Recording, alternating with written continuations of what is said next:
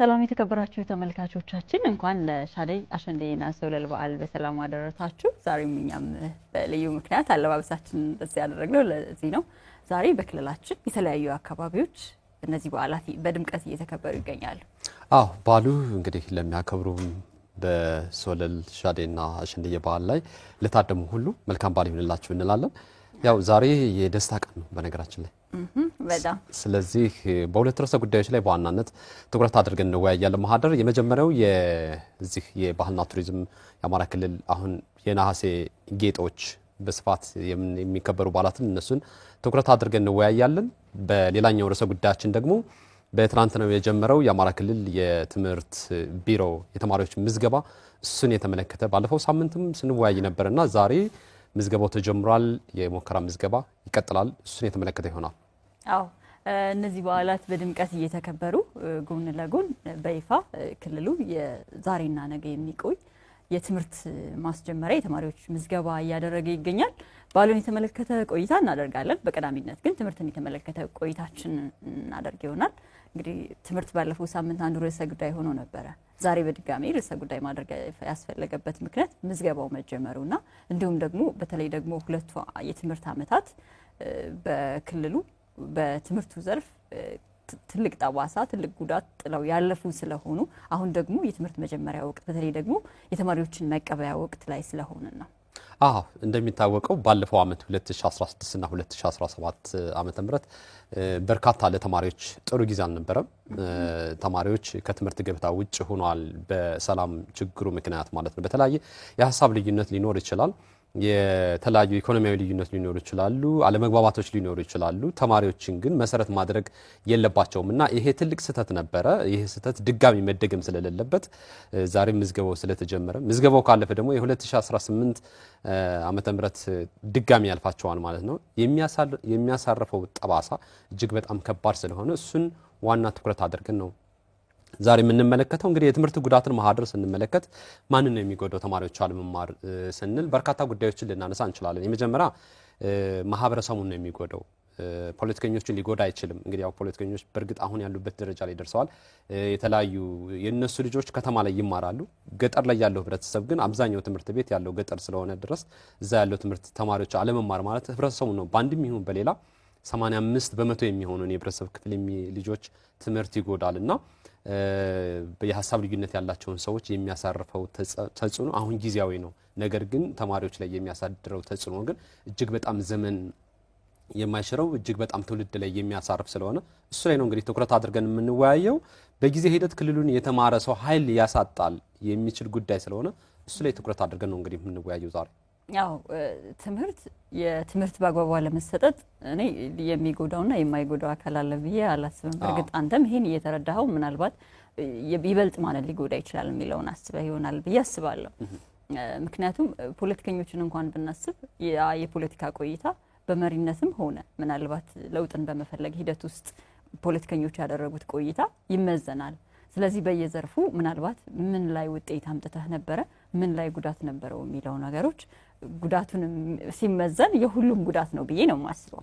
በተጨማሪም በቀጥታም ሆነ በተዘዋዋሪ ትምህርት የዛሬ ብቻ ሳይሆን የነገ መውጫ መንገድም እስትንፋስምና መሰረታዊ ነገር ነው።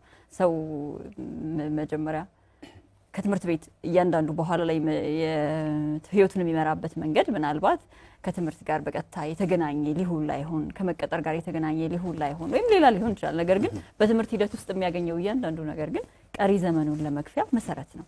ስለዚህ እያንዳንዱ ሰው ከትምህርት ይጎዳል ከትምህርትም ይጠቀማል ብዬ ነው የማስበው። ለማንኛውም በክልላችን እንግዲህ አሁን የአማራ ክልል በ2018 የትምህርት ዘመን 7.45 ሚሊዮን ተማሪዎችን በአዲስና ነባር ተማሪዎች አጠቃላይ ማለት ነው ተቀብዬ የትምህርት ቆይታ አደርጋለሁ ብሎ እስከ ነሐሴ 15 የዝግጅት ጊዜውን ማጠናቀቁን አሳውቋል። ዛሬ በነሐሴ 15 እና ነሐሴ 16 በክልሉ በሁሉም ትምህርት ቤቶች ነው የሙከራ ምዝገባዎች የሚደረጉት ማለት ነው። ልክ ነው።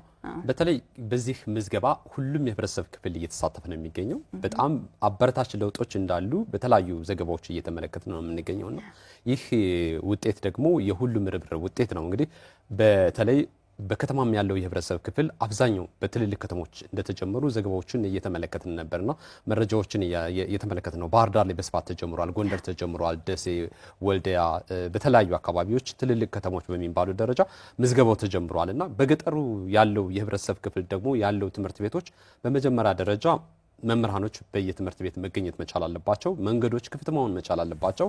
ይህን ስንናገር እንግዲህ ቀደም ሲል አንቺም እንደገለጽሽው ትምህርት ሁሉንም አካል ይጎዳል።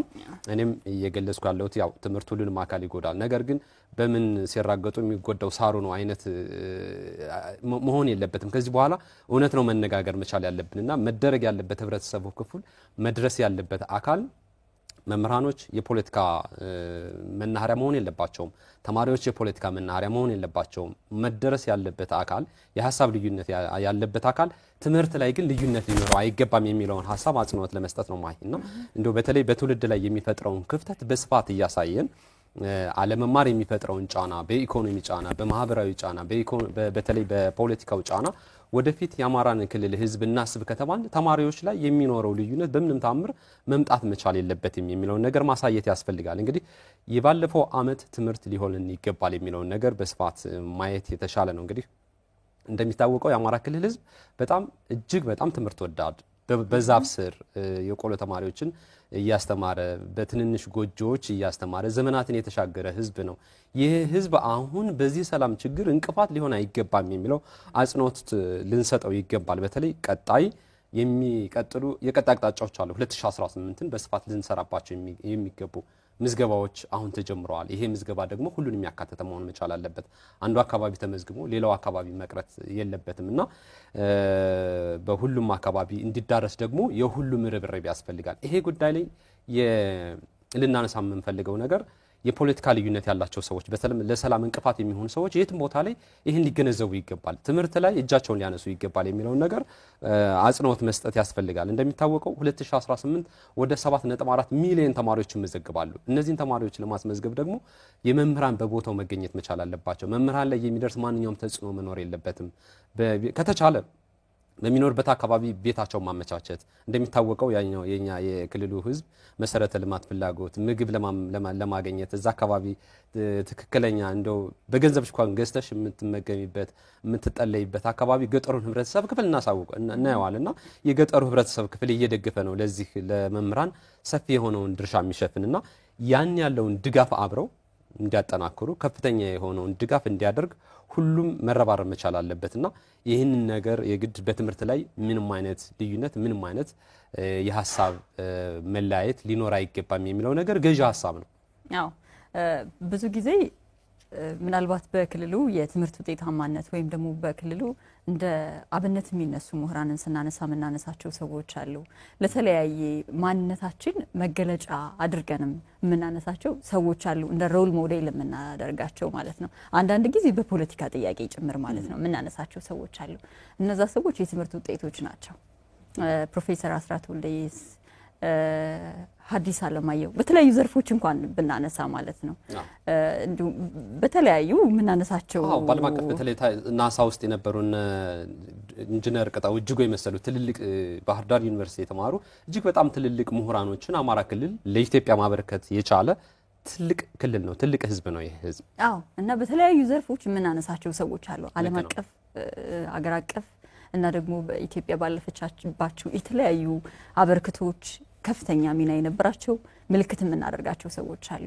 እነዛ ሰዎች የትምህርት ውጤቶች ናቸው። ከሰሞኑ አንድ እንግዳችን የሆነው በትምህርት ነው እያሉ ነበር አይደል? መጠየቅም የቻል ነው ወይም ደግሞ የሚያጠፉትን እያጠፋችሁ ነው ማለትም የቻል ነው ምናልባት በትምህርት በዋናነት ትምህርት በሰጠን ማሰብ የመቻል አቅም ነው ብዬ አስባለሁ። ምናልባት የተሻለ ለማሰብ የሚፈቅድልን ነገር ነው ትምህርትና ስለዚህ ትምህርት ከየትኛውም የፖለቲካ ፍላጎት ነፃ መሆን አለበት። በእርግጥ ትምህርት ቤቶችም የፖለቲካ ማዕከላት አይደሉም። መምህራንም ባለሙያዎች ናቸው። ስለዚህ አሁን እዚህ ላይ በሁሉም አቅጣጫ ማለት ነው ስለ ትምህርት የሚኖረው አካል ወይም ደግሞ ስለ ትምህርት የሚኖረው አመለካከት ገለልተኝነት ነው መሆን ያለበት ብለን እናምናለንና ምናልባት 2018 ዓመተ ምህረት ሁሉም ተማሪዎች እድሜያቸው ለትምህርት የደረሱ እንዲሁም ከዚህ በፊት በትምህርት ተቋማት የትምህርት ሁኔታን ሲከታተሉ የነበሩ በሙሉ አሁን ወደ ትምህርታቸው ተመልሰው እንደውም ከዚህ በፊት በትምህርቱ በክልሉ የትምህርት አሰጣጥ ሂደት ውስጥ ወይም ደግሞ በትምህርት ውጤታማነት ከደረጃ አንፃር የምንገልጻቸው ነገሮች ሊሆኑ ይገባል አጀንዳዎቻችን እንጂ ተማሪዎች ተማሩ አልተማሩም ይሄን ያህል ሚሊዮን ተማሪ እየተማረ አይደለም ይሄን ያህል ሚሊዮን ተማሪ ተመዝግቦ አቋረጠ የምንልበት እንደማይሆን ተስፋ እናደርጋለን።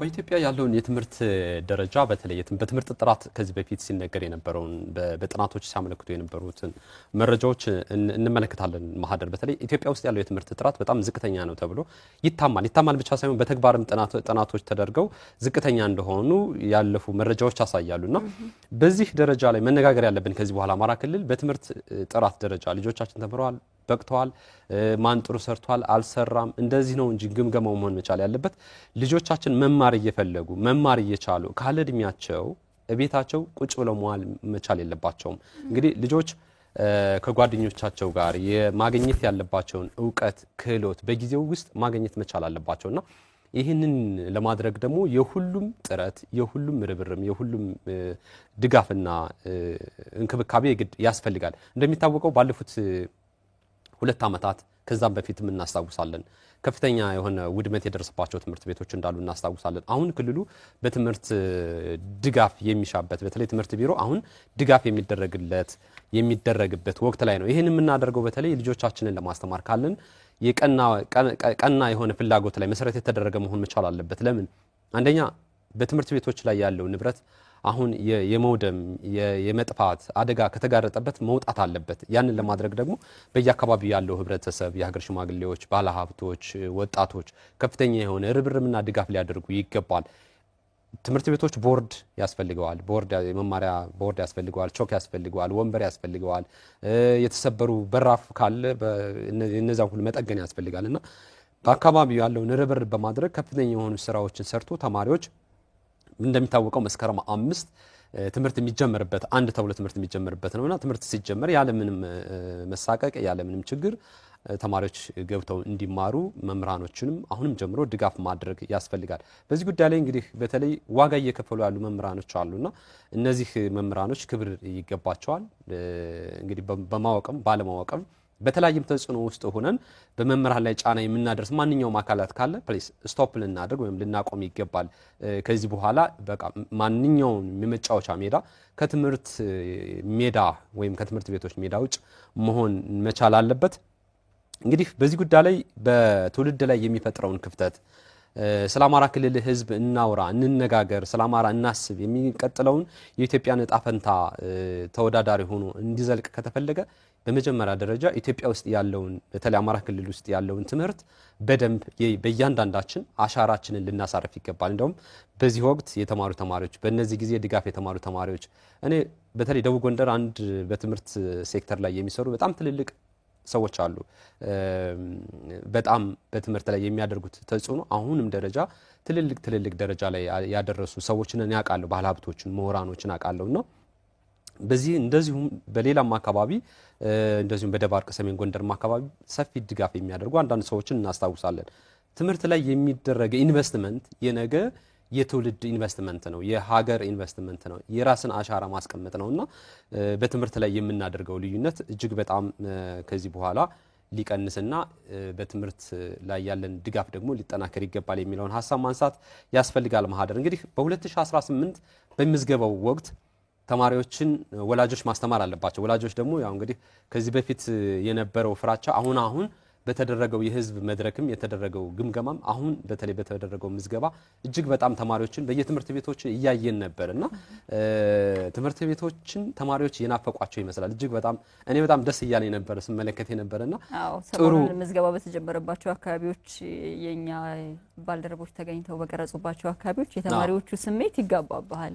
እና በጣም ደስ ብሎ እኔ በጣም ስሜት ውስጥ ራሱ ከቶኝ ነበርና ብዙ ነገሮችን እያየን ጥሩ ለውጥ መጥቷል። ሁሉም የጋራ መግባባት እየተደረሰ ጥሩ ምላሾች እያየን ነውና ይሄ ነገር ደግሞ እጅግ በጣም ተጠናክሮ ሊቀጥል ይገባል የሚለውን ሐሳብ ማንሳት ፈልጋለሁ። ማህደር እኔ ምን በጣም እንደሚያስፈራኝ ታውቃለህ? ከዚህ በፊት በትምህርት ጉዳይ ላይ ብዙ ጊዜ ስናነሳው የነበረ ነገር የጥራት ጉዳይ ነው። የአጠቃላይ በምዘና በትምህርት ሂደት ውስጥ በሚደረግ ምዘና ውስጥ የሚያሳዩ ጥናቶችም እንዲሁ ጥራቱ አደጋ ላይ እንዳለ የሚያሳይ ነው። የጥራት ምዘናው 3 ሂደቶችን በዋናነት ያልፋል። አንደኛው ግብአት ነው፣ ሁለተኛው ሂደቱን የትምህርት ሂደቱን የተመለከተ ነው፣ ሶስተኛው ደግሞ ውጤታማነትን መሰረት ያደረገ ነው። ግብአት ስናነሳ ለምሳሌ አንድ መጽሐፍ ለስንት ተማሪ እንደሚደርስ፣ በአንድ ክፍል ውስጥ ምን ያህል እጅግ ብዙ ቁጥር ያላቸው ተማሪዎች እንደሚማሩ፣ የአስፈላጊ የትምህርት ቁሳቁሶች አለመሟላታቸውን እናነሳ ነበር አይደል? በሂደቱ ስናስብ ቾኬን ቶክ ነው ወይም ደግሞ በሐሳብ ላይ ብቻ የተመሰረተ መምህራን ይናገራሉ፣ ተማሪዎቹ የተነገራቸውን ይጠየቃሉ አይነት ነው። ተግባር ላይ መሰረት ያደረገ አይደለም። ይሄ ችግር አለበት አይነት እናነሳ ነበረ። ውጤት ላይ ደግሞ ብዙ ጊዜ እንደውም ፈተናዎች ላይ ይሄን ያህል ተማሪ ያለፈ፣ አሁን ዘንድሮ እንደዚህ ቀንሷል የተለያዩ እና ደግሞ አጠቃላይ ከለውጥ አንፃር አንድ ተማሪ የምትለው ሰው ከሚያመጣው የተለያየ አመለካከትም ሆነ የተለያዩ ምዘናዎች ለውጥ አንፃር የትምህርት ጥራቱን ስናየው ነበር። ይሄ ነበረ ከዚህ በፊት እሳቢያችን የነበረው ወይም ደግሞ ትኩረታችን የነበረው። እንደዚህ እንኳን ሆኖ በትምህርት የተለያዩ ደረጃዎች በእርግጥ ቅድመ መደበኛ በመንግስት ደረጃ ገና እየተጀመረ ያለ ነው፣ በስፋት እየተሰጠ ያለ አይደለም። ቅድመ መደበኛ ብዙ ጊዜ በመንግስት ሳይሆን በግል ትምህርት ቤቶች ነው የሚሰጠው። ነገር ግን አንደኛ ደረጃና መካከለኛ የሚባለውን እንኳን መሰረት አድርጎ የትምህርት ቢሮ ምንድነው ይል የነበረው ደረጃውን እየመጠነ የሚባል ትምህርት ቤት ያለን በክልሉ 14-15% ብቻ ነው ያለ ነበር አይደል? ሌሎች 85% የሚሆኑ ትምህርት ቤቶች ከደረጃ በታች ወይም ደግሞ ከደረጃ በታች ብንል ደረጃውን ያሟላ ባንል እንኳን ግን ከደረጃ በታችም ሲባል የተለያዩ ደረጃዎች አሉት። በዛ ውስጥ ነበሩ ያለ ነበር ትምህርት ቢሮ አይደል? እንደዚህ እንኳን ሆኖ ማህበረሰቡ ከሚሰጠው የትምህርት ግምት አንፃር ወይም ደግሞ ከትምህርት አንፃር በደንብ በቃ መገለጫው የሆነ ክልል ከመሆኑ አንፃር በጣም በርካታ ተጽዕኖ ፈጣሪ ተማሪዎችና ምሁራን ይወጡበት ነበር። የጥራት ችግር አለበት የምንለው የትምህርት ሂደታችን አሁን ባለፉት 2 ዓመታት ትምህርት አለመሰጠትን ስታስብ አንደኛ ትምህርት ቤቶቻችን በምን ሁኔታ ላይ ናቸው፣ ሁለተኛ አዲስ ስርዓተ ትምህርት ነው እየሰጠን ያለነውና ቁሳቁሶቹ መማሪያ መጽሐፍን ጨምሮ ምን ያህል ወደ ትምህርት ቤቶቹ ተጓጉዘዋል። ሌላው ደግሞ ስሜት በራሱ መጀመሪያ አካባቢ እናስታውሳለን አይደል? ትምህርት ሲቋረጥ ተማሪዎቹ የሆነ ስሜታቸው የሆነ ወቅት ላይ ተመልሰው ወደ ትምህርት ቤት የሚገቡ በመቋረጡ ያላቸው ስሜት ሁሉ በጣም የሚያስጨንቅ ነበር። አሁን እኮ እኔ 2 ዓመት ምናምን ትምህርት ያቋረጡ ልጆችን በተለያየ ሁኔታ አገኛለሁ።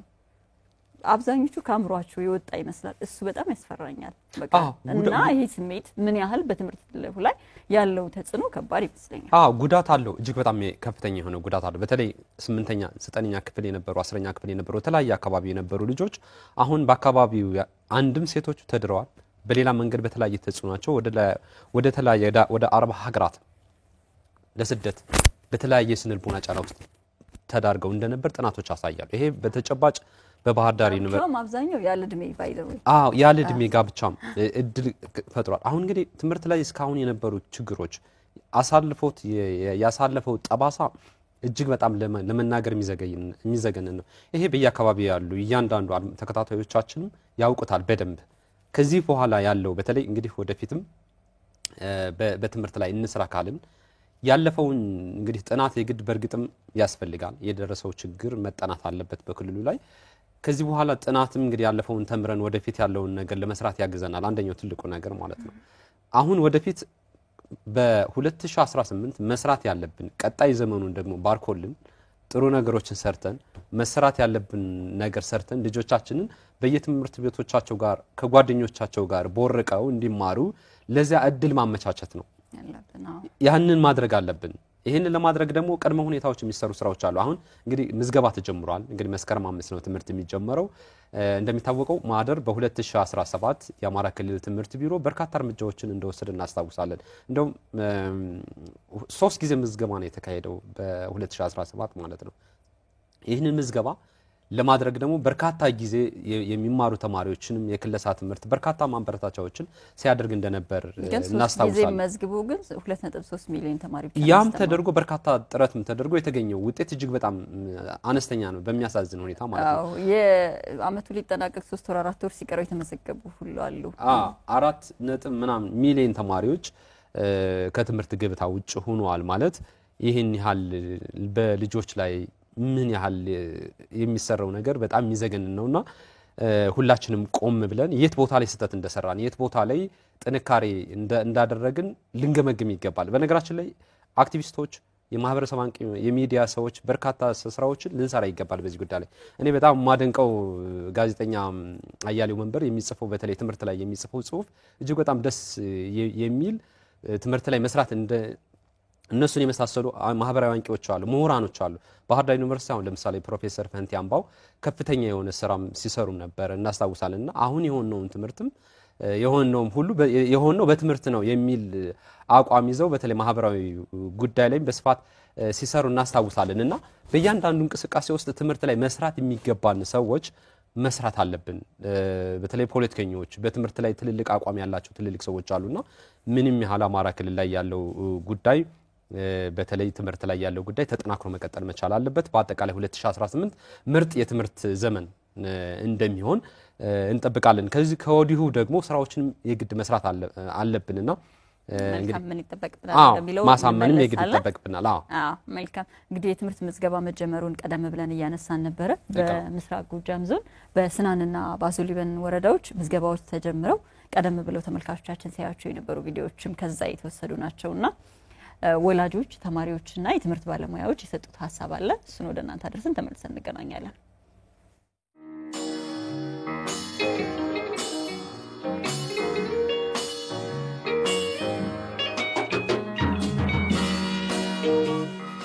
መምህሮች የሚመክሩኝ ነገር መስማትና የተሰጠኝን ስራ በጠንቅቄ በመስራት ያንንና የሚሰጠኝ ቲቶር ደግሞ በሳላቋረጥ በጥንቃቄ በመውሰድ የተሻለው የ2018 የትምህርት ዘመን ማሻል እንደምችል በራሴ በግሌ አስባለሁ።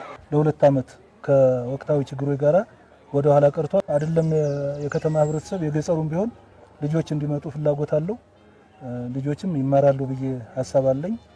የገፋፋ እናስተምራቸዋለን የሚል ሐሳብ ነው ያለኝ። ተማሪዎችን በሁሉም ትምህርት ቤቶች ለማስተማር ነው እንግዲህ አቅደን የተነሳ ነው። ዛሬ እንደሚታወቀው የሙከራ ምዝገባ እያደረግን ነው ያለው። ተማሪው በንቅናቄ መጥቷል። በመረጥናቸው ትምህርት ቤቶች ውስጥ በርካታ ተማሪዎችን እንደምታዩት እየመዘገብን ነው ያለነው። እንግዲህ መልካም የሚባል ጅማሮ አለ። በባለፈ ከ25,000 በላይ ተማሪዎች አቋርጠውብናል። ያ አመት እንዳይደገም በንቅናቄ ወጥቶ ተማሪዎችን እንዲያስመዘግብልን ለወረዳችን ከ35,900 በላይ የሚሆኑ ተማሪዎችን እንመዘግባለን። የዚህ ባለቤት የሆኑ አስተማሪዎች ጋራ የመተዋወቅ ስራ ሰርተናል። የትምህርት ቤት አመራሮች፣ የትምህርት ጽሕፈት ቤት ባለሙያዎች ጋራ ተነጋግረን ለምዝገባ አስፈላጊ የሆኑ ቁሳቁሶችን፣ የመመዝገቢያ ማቴሪያሎችን የሚመዘገቡበትን ትምህርት ቤት ዝግጁ አደረግ። በረቡዕ ገበያ አንደኛ ደረጃ ሙሉ ሳይክል ትምህርት ቤት፣ ብሩህ ተስፋ ትምህርት ቤትና የረቡዕ ገበያ ሁለተኛ ከፍተኛ መሰናዶ ትምህርት ቤት የምዝገባ ስራው ዛሬ ተጀምሯል። እንደሚታወቀው የትምህርት ስራ ለአንድ ወገን ብቻ የተተወ ስላልሆነ ሁሉም ባለድርሻ ይመለከተኛል፣ ያገባኛል ብሎ ርብርብ አድርጎ ተማሪዎችን ወደ ትምህርት ቤት ማስገባትና የመማር ማስተማር ስርዓቱ ቀድሞ ወደ ነበሩበት ይዘትና ተግባር እንዲቀጥል እሱን ስራ እየሰራን ያለንበት ሁኔታ ታናያለ።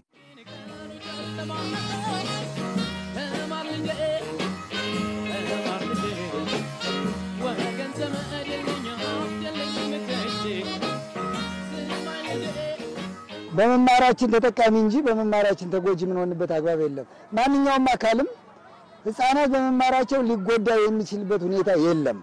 ስለዚህ ዘንድሮ በማንኛውም አግባብ ተማሪው ሊማር መቻል አለበት። ህፃናት ያላቻ ጋብቻ እየተጋቡ ነው። ስለዚህ ባለድርሻ አካላት ለትምህርት ልዩ ትኩረት ሰጥቶ የራሱን አቅም ችሎታ ሁሉም ነገር ተጠቅሞ ተማሪዎች ሊማሩ የሚችሉበትን አግባብ መፍጠር አለበት። በንቅናቄ ለማስመዝገብ ጥረት እያደረግን ነው። ተማሪው በደንብ እየገባ ነው። እንደምታዩት በርካታ የሆነ ተማሪ ነው እየመጣ ያለ። በቀበሌያችን በሙሉ ወደ ትምህርት ቤት እየሄዱ ህፃናቶች እንዲማሩ ካለዕድሜ ጋብቻ እንዲወጡ እንፈልጋለን። ህፃናቶች ካልተማሩ ነገ የሀገር ተረካቢ ያሆኑ። ስለዚህ ትምህርት በደንብ ማህበረሰቡ ማንኛውም አካል ተገንዝቦ ከፖለቲካ ነፃ መሆኑን ተረድቶ እንዲያስመዘግብልን እንፈልጋለን። ከ2018 ዓመተ ምህረት የትምህርት ዘመን ለማስጀመር በመጀመሪያ ደረጃ ለህብረተሰቡ ቅስቀሳ ከተደረገ በኋላ በ12/12/2017 ዓመተ ምህረት ያው በፓይለት ደረጃ ተመርጦ ከአንደኛ እስከ ቅድመ መደበኛ እስከ 8ኛ ክፍል እንዲመዘገብ ተደርጓል። ሁሉም ለትምህርት ትኩረት ሰጥቶ ከግራ ከቀኝ ያለው ሁሉም በአንድ መክሮ የባለድርሻ አካላት ሁሎችም ተማሪ አቋርጠው የነበሩት ተማሪዎች ሁላ ወደ ትምህርት ገበታቸው መጥተው የ2018 ዓመተ ምህረት ትምህርትን ያው በአዲስ ምዕራፍ እንዲጀምሩ ነው የሚያሳስበው። እየተጎዳ ያለ የአማራ ክልል ወጣት ተማሪ መሆኑን ተገንዝበው ከትምህርት ስራው በቋሚነት የሚዘልቅበትን መንገድ የሃይማኖት አባቶችም ወጣቱ የሀገር ሽማግሌ እና እያንዳንዱ የህብረተሰብ ክፍል ተቋርጦት የነበረው ትምህርት ስራ በሁሉም ትምህርት ቤቶች እንዲከፈቱ የበኩሉን ድርሻ እንዲያደርግ ጥሪ ማስተላለፍ ፈልጋለሁ።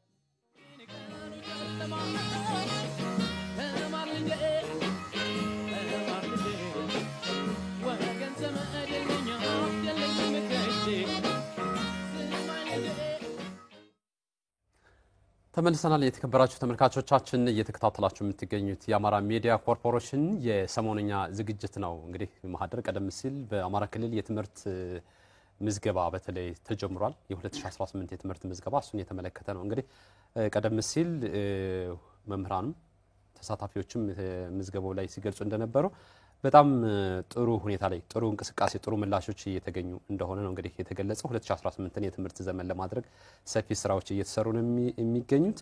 እንደሚታወቀው አማራ ክልል ውስጥ በተለይ በሰላሙ ችግር ሰፊ ጉዳት የትምህርት ጉዳት ከደረሰው አንደኛው ምስራቅ ጎጃሙ ክፍል በጣም ከሰፊ ጉዳት ደርሶበት እንደነበር እናስታውሳለን። ያው የቀኔ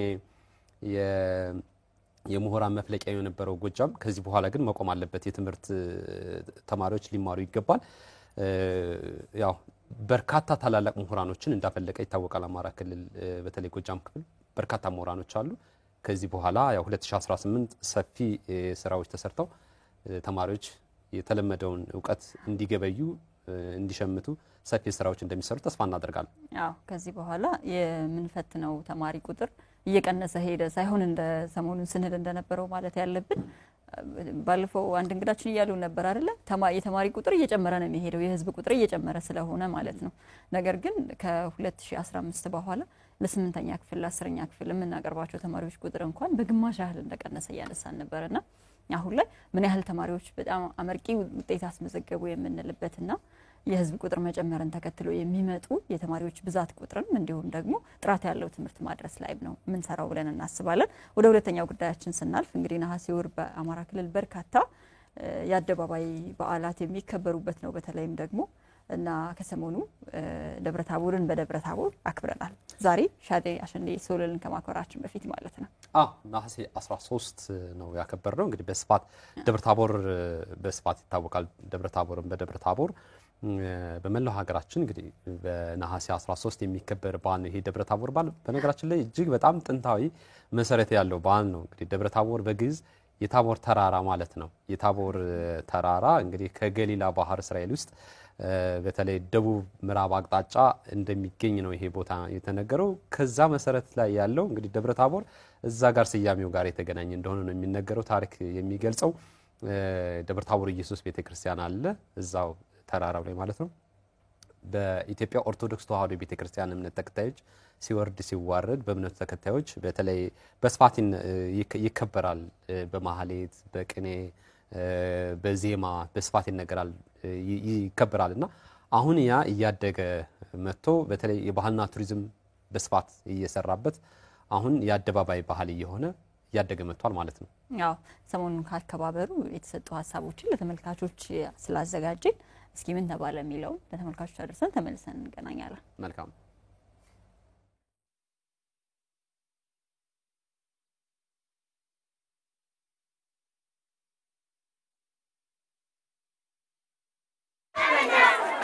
የቦይ ባህል መከበር ያለበት ታሪክና ቅርስን በመጠበቅ በኩል ዘላቂነት እንዲኖረው ለማድረግ የህብረተሰብ ትምህርት ያስፈልጋል፣ ቅስቀሳ ያስፈልጋል። ህጻናት ባህላችን ታሪካችን ሊረከቡን ይችላሉ የሚል ሀሳብ አለ። አሚኮን በጣም አመሰግናለሁ። ቡሄ ብርሃን ነው ማለት አሁን ለምሳሌ ቡሄ ያለን እንጫወታለን፣ ብርሃነ መለኮቱን እናከብራለን። ሀገራችንን የምንቀበላት እኛ ነን። ያ ማለት እኛ ይህንን በስነ ስርዓት ተቀብለን ከያዝነው ለመጪው ትውልድ ማስተላለፍ እንችላለን። ትልቅ በዓል ነው። ከጌታችን መድኃኒታችን ኢየሱስ ክርስቶስ በቤተክርስቲያን ውስጥ 9 አበይት በዓላት የሚባሉ አሉ፣ ትልልቆቹ ማለት ነው። ከነዚህ ውስጥ አንዱ ነው ደብረታቦር በዓል። ምእመናኑም ደግሞ ይሄንን በዓል ቢያሳድገው ባይተወው፣ ማንነታችንን ባንረሳው፣ የራሳችን የሆነው ነገር ማንኛውም ኢትዮጵያዊ የሆነ ሁሉ በአጠቃላይ የሃይማኖት ተከታይም ብቻ ሳይሆን ከሃይማኖት ተከታይ ውጭ የሆኑትም ሰዎች የኛ ማንነት ባህላችንም ስለሆነ ከዚህ ከሃይማኖቱ ጋር አብሮ የሚከበረው ባህል ስለሆነ እሱ ላይ ትኩረት አድርጎ ባህልና ቱሪዝም የሚመለከተውም አካል ይህንን አጠናክሮ ከፍ የሚልበት ነገር አሁን ካለበት አንድ ደረጃ ከፍ ብሎ የሚከበርበት ነገር ሌሎቹ ግንዛቤ ላይ ስራ ቢሰራ በየዓመቱ በጉጉት የሚጠበቀው በዓል ነው። ዛሬ በደመቀ ሁኔታ ነው ያከበርነው። በደብረታቦር ኢየሱስ በታላቁ ደብራችን እናከብራለን። በዓለም ላይ እንደምናያቸው ዩኔስኮ ላይ እንደተመዘገቡት የማይዳሰሱ ቅርሶች በባህል ዙሪያ ያሉት መመዝገብ የሚችል ትልቅ ባህል ነው። ስለዚህ አሁንም ማህበረሰብ ጠንክሮ መስራት እንዳለበት አምናለሁ።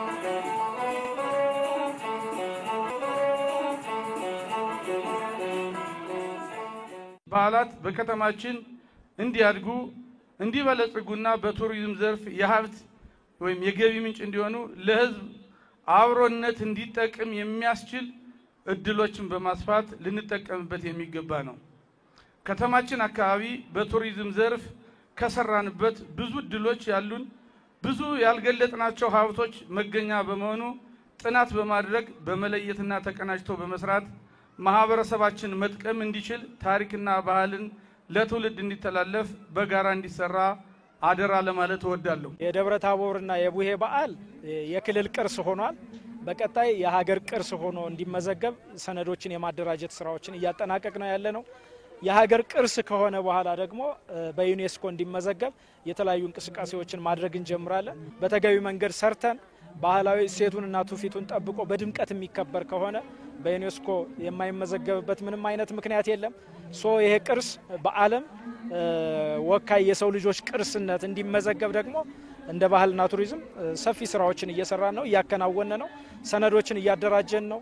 የነዚህ የስነዳ አንደኛው አካል የሆነው ዛሬ እንግዲህ በደብረታቦር ከተማ በድምቀት ማክበር ጀምረናል። በቀጣይም በድምቀት ይከበራል። በሌሎችም አካባቢ የሚከበርበትን አውድ በመቃኘት ሰነዶችን በማደራጀት በዓለም ቅርስነት እንዲመዘገብ የበኩላችንን ጥረት እናደርጋለን።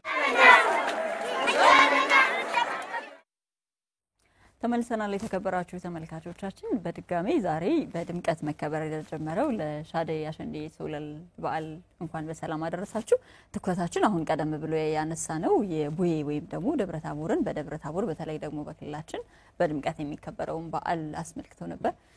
ቀጥለን የምናነሳው ዛሬ መከበር የጀመረው የምንለው በዋናነት ዛሬ በድምቀትና በስፋት ሲከበር ቢውልም እስከ 21 የሚቀጥል ስለሆነ ነው። የሻደይ አሸንዴና ሶለል በዓል በድምቀት እየተከበረ ነው የሚገኘው። በዓሉ በተለይ ባለባበስ በጣም አምሮብሻል። በነገራችን ላይ ያለባበስ የራያ አካባቢ ዋጋ አካባቢ የሚለበስ አለባበስ ነው። በጣም ደስ የሚላልና ወጣቶች ሶለል የምንለው ወደ ራያ አካባቢ የሚከበረውን ይሄን በዓል ነው። ይሄ የራያ አካባቢ አለባበስ ነው። በዚህ መሰረት እንግዲህ በዓሉን የጸጉሬን ባለመሰራቴ ይቅርታ ጠይቃለሁ። በነገራችን ላይ በጣም የልጆች የነጻነት በዓል ነው የሚባለው አይደል? ሴቶች ነጻነታቸውን የሚያውጁበት፣ ከጓደኞቻቸው ጋር የሚገናኙበት፣ በጋራ የሚዝናኑበት፣ የሚጨፍሩበት፣ ባህላቸውን የሚያሳዩበት ጊዜ ነው ይሄ ጊዜ።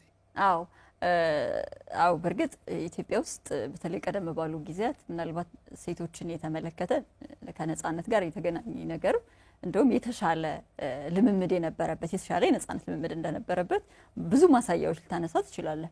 ይሄን አንደኛው ልታደርገው ትችላለህ። በዚህ በዓል ሴቶች በነጻነት በአደባባይ የሚዋቡበት፣ የሚጫወቱበት፣ አብሮ የሚሆኑበት ብቻ ሳይሆን በወንዶችም ጥበቃና ከለላ የሚሰጣቸው ጭምር ነው እና አንደኛ ነጻነቱ፣ ሁለተኛ የበዓሉ ትዕይንት አካል ነው። ወንዶች የሴቶችን የመንከባከብ የመጠበቅ ሚናው በራሱ ማለት ነውና በነጻነት የሚወርቁበት ብቻ ሳይሆን በወንዶችም ጥበቃ የሚደረግበትም በዓል መሆኑ ሌሎችም በርግጥ በኢትዮጵያ ውስጥ ምናልባት ከፖለቲካም ከማህበራዊም ከተለያዩ ከኢኮኖሚያዊ አበርክቶ ሴቶች እንደውም የተሻለ ልምምድ በነጻነት በኩል እንደነበራቸው ማሳያ ነው። በዓሉ የዚህ በዓል ሲከበር እንግዲህ ሃይማኖታዊና ባህላዊ ገጽታ እንዳለው ነው እንግዲህ የሚነገረው። በዚህ በዓል ደግሞ በርካታ ወጣቶች የሚሳተፉበት፣ በነገራችን ላይ የበዓሉ አከባበር ከጊዜ ወደ ጊዜ እያደገ እንደመጣ ነው እንግዲህ መረጃዎች የሚያሳዩትና በተለይ አለባበስን ስናነሳ ማህደር የሴቶች ያለባበስ ቀሚሱ በተለይ ጌጣጌጥ አንገት ላይ የሚያደርጉት ጌጣጌጥ ጭፈራቸው ለዛ የሚዘጋጁበት ጊዜ ከ16 በፊት ያለው ጊዜ እጅግ በጣም በጉጉት የሚጠበቅ ጊዜ ነው እና ደግሞ ሁሉም በምክንያት የሚደረግ ነው በነገር ላይ ቄጤማው ምክንያት አለው እዚህ መዋቢያ ከግንባራቸው አካባቢ ወይም ደግሞ ከጽጉራቸው በላይ ጀምሮ የሚደረጉ ያው ጊዜ የሚፈልግ ነገር ስለሆነና በዋናነትኛ ጋር በእኛ የፕሮግራም ባህሪ ፋይዳውን መዘን ስለሆነ የምናወራበት ነው እንጂ አለባበሱን ተከትሎ ራሱ በጣም ብዙ ትንታኔ ሊሰጥበት የሚችል ነው እንዲሁ ምክንያታዊ ነው እንዲሁ የሚደረግ አይደለም ለጌጥ ብቻ ማለት ነው ጌጡ ብዙ ምክንያት ብዙ ትርጉም ብዙ መልእክት ያለው ነው አዎ ያገቡ የሚያደርጉት አለባበስ አለ ያገቡ ደግሞ ሴቶች የሚያደርጉት አለና በጣም የሚገርም ነው አሸንዳ አለ አሸንዳ ማለት እዚህ ወገባቸው ላይ የሚያደርጉት ረጅም ሰፋፊ ቅጠል አለና እሱም ለባህሉ አንደኛው ድምቀት እሱን ቆርጠሽ በረጅም ገመድ አድርገሽ ወገብሽ ላይ አስረሽ ሴቶች የሚጫወቱበት እንትን እጅግ በጣም አንደኛው ጉጉትን የሚፈጥረው ነገር አንደኛው እሱ ነው አዎ በጣም በዛ ላይ ማህበራዊ መስተጋብርን ከፍ የማድረግ እድሉ በጣም ሰፊ ነው አንደኛ ቀደም እንዳልከው በዝግጅት ወቅት ቀደም ብለው ነው የሚገናኙት በጨዋታ ወቅት ደግሞ በየቤቱ ይሄዳሉና በየቤቱ ሲሄዱ ማህበራዊ ውክልናን መርጠው አይደለም ወይም ደግሞ በአካባቢው ስም የተሰጣቸው ሰዎች ቤት ስም ያላቸው ወይም ደግሞ የተሻለ የኢኮኖሚ ደረጃ ያላቸው ሰዎች ቤት ብቻ አይደለም የሚሄደው ሁሉም አባወራ ቤት ሁሉም ቤት ሄደው ምስጋና ያቀርባሉ ይመረቃሉ እና እርስ በርስ የሚፈጥረው ማህበራዊ አስተዋጽኦ ራሱ በጣም ከፍተኛ ነው በዚህ ጉዳይ ላይ ይህን የባህል ሂደት አሁን ከጊዜ ወደ ጊዜ በተለይ ወደ አደባባይ እየመጣ በሀገር አቀፍ ደረጃ ብሎም በዓለም አቀፍ ደረጃ በስፋት ለቱሪስቶች ክፍት ለማድረግ ሰፊ ስራዎችን እየተሰሩ እንደሆነ የአማራ ክልል ባህልና ቱሪዝም ቢሮ መረጃዎች ያሳያሉ አማራ ክልልም በቱሪዝሙ መስክ አሁን ከጊዜ ወደ ጊዜ እያደገ ለሌላው ዓለም የማሳየት እድሉ በጣም እየሰፋ ጥናቶች እየተካተቱ በጥናቶች መስተካከል ያለባቸው ነገሮች እየተስተካከሉ መጨመር ያለባቸው እየተጨመሩ መቀነስ ያለባቸው ደግሞ እየተቀነሱ ባህሉን ሊያሳድግ የሚችሉ ስራዎች አሁንም ይጠበቃሉ በሰፊ ስራዎችም እየተሰሩ እንዳሉ መረጃዎች ያሳያሉ እንግዲህ ማህደር አማራ ክልል ሰፊ የቱሪዝም ሀብት ያለው በቱሪዝም ጸጋው በጣም ሰፊ ሀብት ያለው የሚባል ክልል ነው ቀደም ባለው ጊዜያት የክልሉን 13% ጂዲፒ አበርክቶ ማድረስ የሚችል ነው ያሉ ነበር አቶ መልካሙ ዘጋይ የአማራ ክልል ቱሪዝም ባህልና ቱሪዝም ቢሮ ኃላፊ ቀጥሎ በሚኖሩ ስራዎች እንዲሁም በቀጣይ አመታት ደግሞ የክልሉን 20% ጂዲፒ ማበርከት እንደሚችል የሴንትራል ስታቲስቲክስ ኤጀንሲ መረጃ እንደሚያሳይ የነገሩን ነበር ነገር ግን በዘርፉ ጸጋው እንኳን ቢኖር ለኢኮኖሚ ፋይዳው አሉታዊ ተጽዕኖ እየፈጠረ ያለው አንደኛው ፕሮሞሽን አለመሰራት ነው ሁለተኛ ደግሞ በክልሉ የተለያየ ጊዜ የሚፈጠሩ የጸጥታ ሁኔታዎች ዋነኛ ምክንያቶች ናቸው ከዚህ በፊት በ2015 እና ከዛ በፊት ይገኝ የነበረውን የኢኮኖሚ አስተዋጽኦ እንኳን ከዛ በኋላ ባሉ ጊዜያት ማግኘት አልተቻለም ነገር ግን የተለያዩ ስራዎች በቱሪዝም ዘርፍ እየተሰሩ ነው እንደ ሀገር እንደው አንደኛው የኢኮኖሚ ፒላር የተባለ ዘርፍ ነው በሀገር ደረጃም በርካታ ስራዎች እየተሰሩበት ያለ ማለት ነው ይህ በጣም ከሰፊ ጸጋ ያለው ክልል ደግሞ በዚህ ትኩረት የበለጠ ተጠቃሚ ሊሆን ይችል ይገባ ነበር ነገር ግን የጸጥታ ሁኔታው የተለያየ እንደገና ተመልሶ ስራን የቅርስ ጥበቃን ጥገናን እንደገና ፕሮሞሽን በደንብ የሚታወቁና ማስታወቂያ ሳያስፈልጋቸው የክልሉ ገቢ ከፍ የሚያደርጉ የነበሩ የቱሪዝም መዳረሻዎችን ጭምር እንደገና ማስተዋወቅና እንደገና ሰላም ነው ይከበራል ኑ ማለት ያስፈልገበት ወቅት ላይ እንገኛለን እንደ ጸጋ ግን ክልሉ ሰፊ ጸጋ ያለው ብዙ መስራት የሚቻልበት መስክ መሆኑን ይታወቅ ነው ቱሪዝምን እናሳድግ ከተባለ በስፋት ማስታወቂያዎችን መስራት አሁን ግሎባላይዜሽን ዘመኑ የቴክኖሎጂ ነውና በቴክኖሎጂ ውስጥ ደግሞ ማስተዋወቅ በሚገባን ልክ ምን ያህል እያስተዋወቅን ነው የሚለውን ነገር ማንሳት ያስፈልጋል እንደሚታወቀው ማህደር ዓለም እንግዲህ በግሎባላይዜሽን ውስጥ እንደመራመዳችን መጠን ለሌላው ዓለም እንግዲህ በኢትዮጵያ ውስጥ ለምንኖረው ለእርስ በርሳችን በሀገር ክንወቅ ብዙዎቻችን አሁን ከቅርብ ጊዜ ወዲህ ሰፊ ስራዎች እየተሰሩ ለማወቅ እድሉ እየተፈጠረ ነው የሚገኘውና የእርስ በርስ መስተጋብርን ከመፍጠሩ በፊት ባለፈ ለሌላው ዓለም ኢኮኖሚን ማመንጨት በሚችል ደረጃ ሰፊ ስራዎችን መስራት ይተበቃል በተለይ ለሌላው ዓለም በቲክቶክም ሊሆን ይችላል በማህበራዊ ሚዲያዎች በተለያየ ቋንቋ በተለይ አሁን ብዙን ጊዜ ለሌላው ዓለም በተለያየ ቋንቋ የመስራት እድላችን በጣም ዝቅተኛ እንደሆነ ነው እንግዲህ የሚያሳዩት። በተለያየ ቋንቋ ከኢትዮጵያ ውጭ ባሉ ቋንቋዎች የመስራት ሁኔታችን እጅግ በጣም ዝቅተኛ ነውና አንድ የውጭ ቱሪስት እንዲመጣ በራሱ ቋንቋ መነገር መቻል አለበትና በዛን ጊዜ ከዛን ማስተዋወቅ ጀምሮ ሰፊ ስራዎችን የቱሪዝም ሀብቶቻችን ማሳወቅ ማሳየት ማስጎብኘት ይጠበቅብናል። እንደዚያ ሲሆን ነው እንግዲህ ወደ ኢኮኖሚ ማሳደግ የምንችለውና በተለይ ውጭ ያሉ ኢትዮጵያውያኖች ዲያስፖራዎች ሀገራቸውን በማስተዋወቅ በኩል ያላቸው ሚና እጅግ በጣም ዝቅተኛ ነው። እንግዲህ ጥናቶች እንደሚያሳዩትና አንድ የአማራ ክልል ተወላጅ በተለይ ዋገምራ ያለ ቆቦ አካባቢ ያለ ዲያስፖራ የቆቦውን ባህል ማስተዋወቅ መቻል አለበት። የዋግን ባህል ማስተዋወቅ መቻል አለበት። በተለይ ስለ አሸንዳ ምንድነው ከትርጉሙ ጀምሮ እዛ አካባቢ ስላለው ስለሚሰጠው ስለ ቡሄ ዳቦ ትርጉሙን በደንብ ማሳየት እዛ አካባቢ ስለሚፈጥረው ደስታ ስለ ህብረቱ ስለ መስተጋብሩ በደንብ ማሳየት ይጠበቃል። ያ ሲሆን ነው እንግዲህ ወደ ኢኮኖሚ ወደ ያንዳንዳችን በራፍ ቱሪስት ማንኳኳት የሚችለው። እንግዲህ ዓለም አቀፍ ያሉ ተሞክሮችን ማንሳት እንችላለን። ቻይና አሁን ከፍተኛ የቱሪስት መናኸሪያ ሆናለች። ቻይናዎች በራሳቸው ቋንቋን በመጠቀም ጭምር በሌሎች ዓለም ከሌሎች በራፍ ደርሰዋልና ሰፊ ስራዎችን የግድ መስራት የግድ ይጠበቃልና በእያንዳንዱ እንቅስቃሴ ውስጥ ማስታወቂያዎችን መስራት ይጠበቅብናል። በዚህ በኩል ያለንን ልምድ እጅግ በጣም የኢትዮጵያውያኖች አነሳ ነው። አዎ እንግዲህ እንደ ዓለምም እንደውም ሜይ 2025 ላይ ወይም ደግሞ ግንቦት 2025 ላይ የወጣ የዓለም ባንክ ጥናት በ2024 በዓለም 10% የጂዲፒ አስተዋጽኦ ከቱሪዝም የተገኘ ነው ይላል። እንደ በክልላችን ደግሞ ሰፊ ጸጋ ያለው ነው ያለን ነበርና ከፍተኛ የማስተዋወቅ ስራዎች ይጠይቃል። ነገር ግን መከበራቸው በራሱ የማስተዋወቂያ አበርክቷቸው ወይም ደግሞ በተቃራኒው ሌሎች በቀጣይ ጊዜ መጣው እንዲያከብሩ ወይም ደግሞ የሆነ መዳረሻ ከሆነ ሌሎች በቀጣይ ጊዜ መጣው እንዲጎበኙት የማድረግ እድሉ በጣም ከፍተኛ ነው። በዚህ ሁኔታ ከፍታውን ጠብቆ ተከበረ ወይም ደግሞ የአካባቢ ተዋወቀ ማለት ደግሞ በዩኔስኮ የመመዝገብ እድሉ ከፍ ይላል ማለት ነው። በዩኔስኮ ተመዘገበ ማለት ደግሞ ብዙ ጊዜ ዓለም አቀፍ ቱሪስቶች የሚጎበኟቸው አካባቢዎች በዩኔስኮ የተመዘገቡ ናቸው። ስለዚህ የመጎብኘት እድሉን ከፍ እናደርገዋለን ማለት ነው። የመጎብኘት እድላቸው ከፍ አለ ማለት ደግሞ ኢኮኖሚያዊ አበርክቷቸው ከፍ ይላል ማለት ነው።